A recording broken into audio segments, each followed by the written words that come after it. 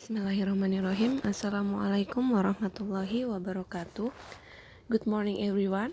Today we are going to continue our materials about procedure text. Ya, setelah kalian mengetahui apa itu teks prosedur pada pertemuan pekan lalu, sekarang kita akan coba untuk menganalisis struktur sebuah teks prosedur.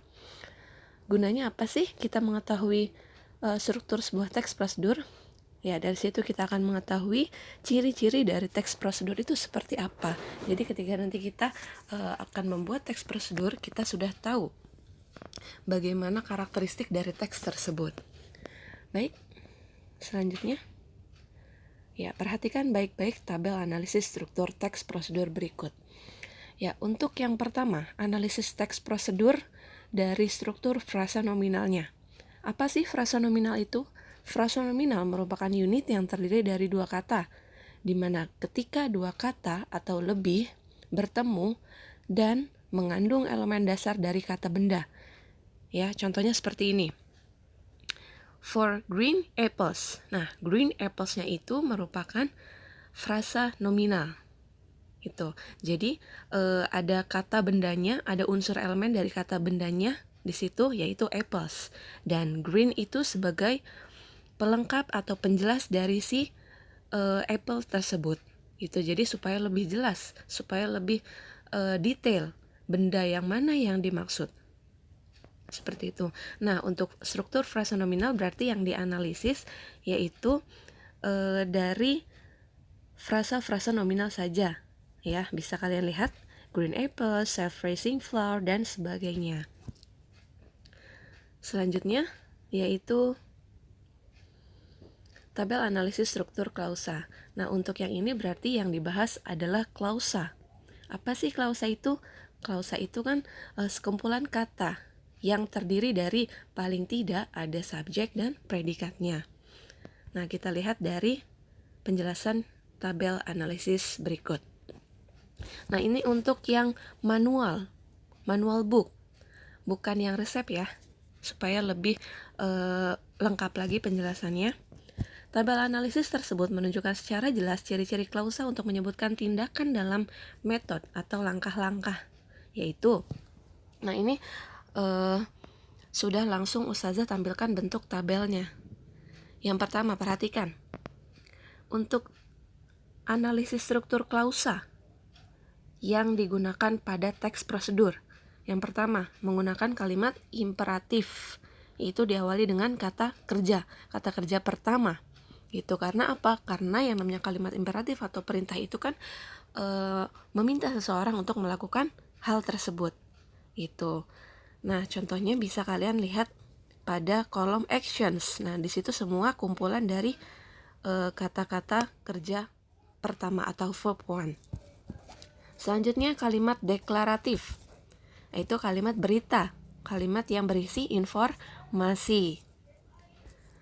Yang ketiga, bahan-bahan dinyatakan dalam bentuk noun atau kata benda dengan jumlah, jenis, dan proses. Nah, ini berlaku untuk resep. Jadi, bahan-bahan yang disebutkan di dalam teks prosedur itu harus detail. Seperti tadi contohnya, for green apples. Nah, 4 buah apel hijau. Jadi, terdapat jumlahnya di situ. Ini untuk yang resep ya. Kalau untuk yang manual, biasanya dia tidak menggunakan hal tersebut. Karena apa? Ya karena kan yang namanya manual itu hanya memberikan petunjuk penggunaan sesuatu. Itu. Jadi tidak perlu menambahkan jumlah bendanya, jenisnya seperti apa, gitu. Selanjutnya, untuk poin keempat, setiap tindakan diberi. Nah, ini yang dimaksud yang dijelaskan di sini adalah dalam poin step atau langkah-langkah ya. Yang pertama, keterangan tempat, waktu, cara, tujuan, dan sebagainya. Nah, ini maksudnya adalah adverb of place, adverb of time, adverb of manner. Nah, seperti itu. Bisa dilihat pada kolom yang paling kanan, yaitu place, time, manner. Maksudnya apa sih di sini? Untuk menjelaskan action tersebut, gitu. Untuk menjelaskan kata kerjanya. Jadi yang disebut di sini disebut adverb of place, adverb of time, adverb of manner di sini adalah seperti itu. Contohnya, measure rice with the measuring cup. Nah, di sini kata kerjanya adalah measure dan adverb of place, time, or manner di sini adalah with the measuring cup. Nah, berarti with the measuring cup ini kan artinya dengan gelas ukur. Measure artinya ukur atau takar.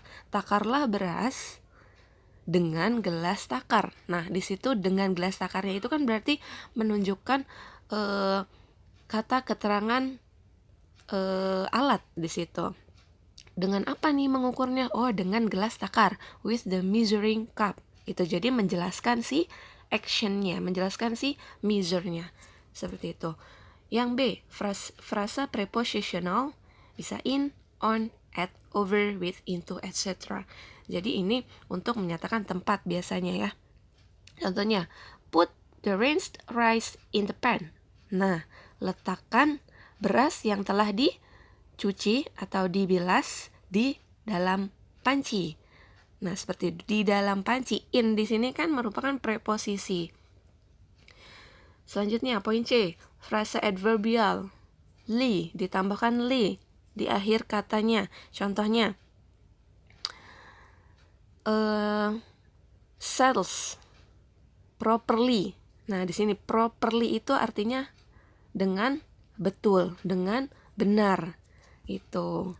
Firmly artinya apa? Dengan kuat. Seperti itu. Jadi tetap menjelaskan si kata kerjanya.